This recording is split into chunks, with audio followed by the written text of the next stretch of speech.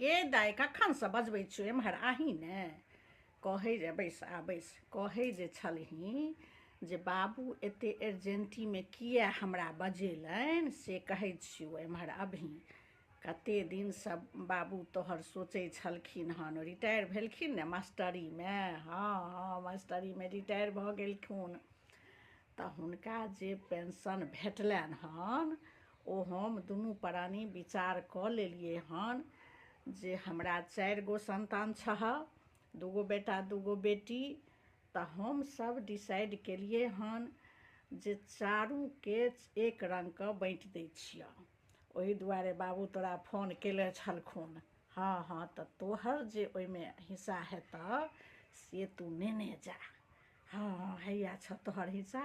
एहि दुआरे फोन केने छलियै। हमसब आब बूढ़ सूढ़ ई रुपैआ राखि कऽ की करबै, तऽ आब भऽ गेलै हमर सबके सेवा शुश्रूषा करैते जाइए। सब बड़ बढ़िआँ, दुनू बेटा बड़ बढ़िआँ देखै सुनैए, तुहूँ दुनू अबै जाइ छ। तऽ 4 हिस्सामे बाबू बँटलखुन हन, तू अपन हिस्सा नेने जा। हाँ जे रिटायर भेलखिन हन पेंशनके पैसा छनि।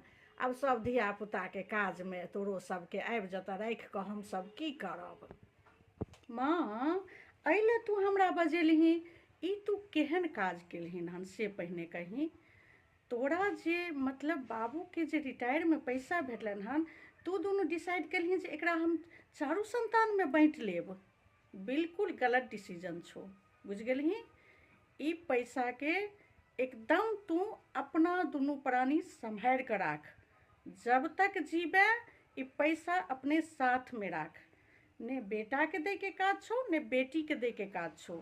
जब तक तोरा हाथमे ई पैसा रहतौ सब तोरा बढ़िआँसँ सेवा करतौ। आ ई जे तू हमरा फोने पर कहि देतही जे हम ई विचार केलिए हम तेँ बजबै छियौ, तऽ हम फोने पर कहि दितियौ चल हम कोनो बात नहीं, हम एलहुँ भेँट घाँट भेल, लेकिन ई पैसा हम नहीं लेबौ। आ नहीं तू ई पैसा ककरो और दही।